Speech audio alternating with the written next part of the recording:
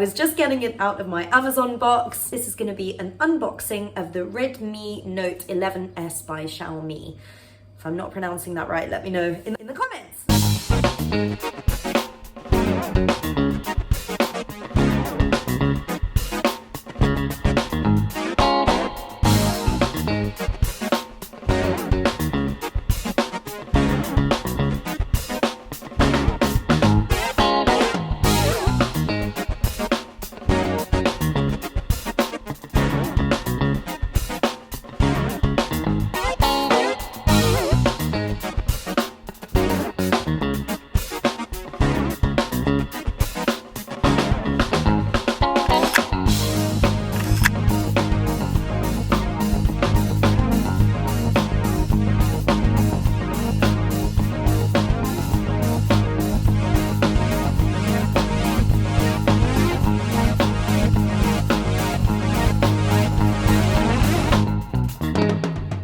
If you're looking for a new phone, I'm going to leave the link to it down below if you do decide that you want to buy it. But of course, do your own research first for what you need. But if you do, if you click on that Amazon link, I'll get a small commission at no additional cost to you. So if you like this channel, it'd be great if you do that.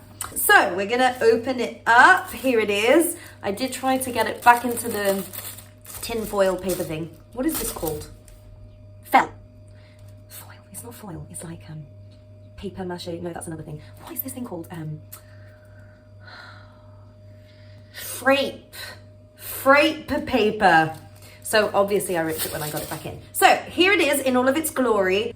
I've got my scissors here, and then I'm gonna turn the camera around so that you can see it really well.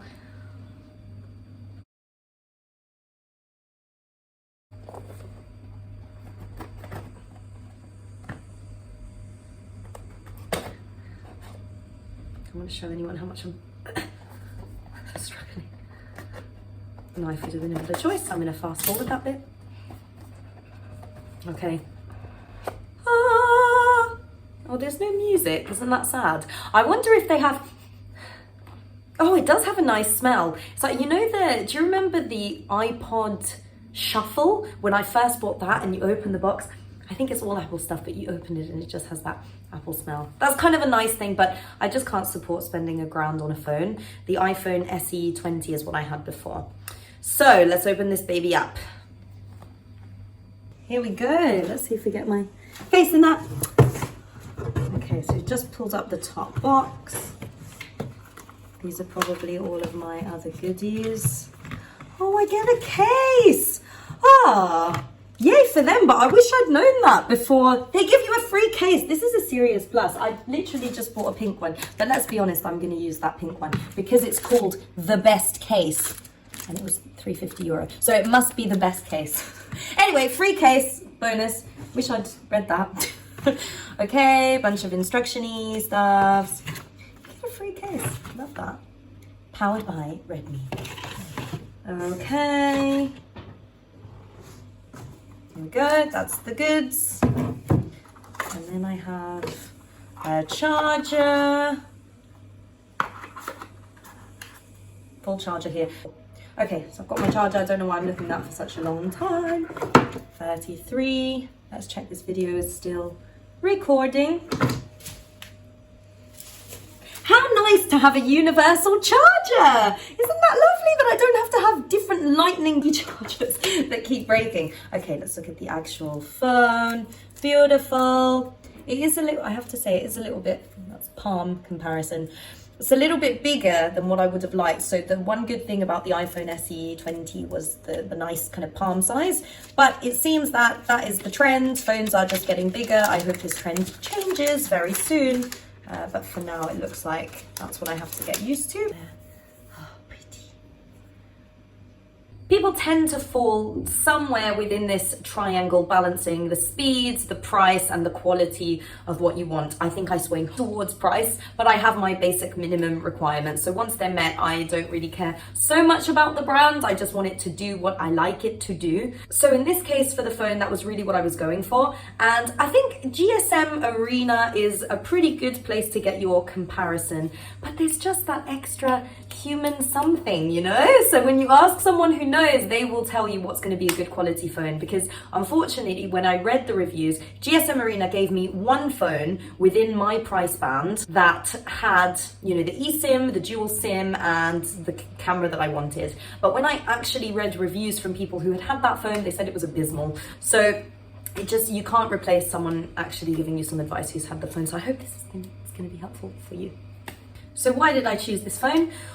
Well, I need something that has a dual SIM, that has a decent camera so that I can do my recordings, and that can support eSIM. So eSIM is the main reason I ended up with an iPhone in the first place, because at the time, which is about a year and a half ago, 2 years ago, a lot of the models, particularly models outside of iPhones or like outside of really expensive new phones like the new Samsungs, were not accepting eSIM or didn't support eSIM functionality.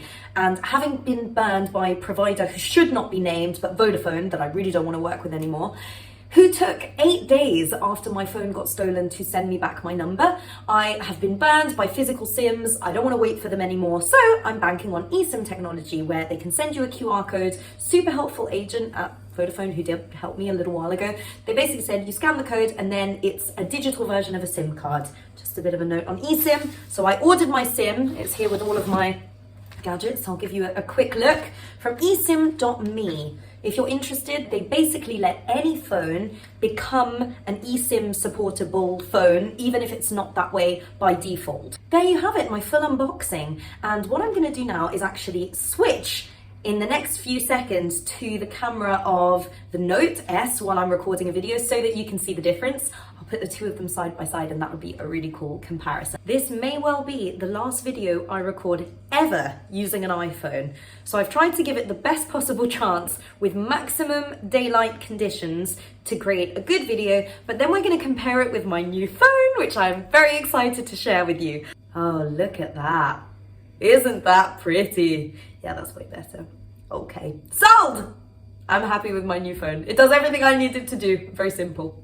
This is insane in terms of camera. I can see more of the lines on my face. It looks super defined. I'm actually really excited to see it on the software and how it shows up on YouTube. But this is gonna be what my new YouTube videos are like. So hopefully it's good. I hope I've given you a good comparison to make the best decision. You've got a camera review and comparison. I'll put a link to all of the goodies that I've got down below. So if you like the phone, if you need eSIM.me, definitely work with them. And yeah, the best case.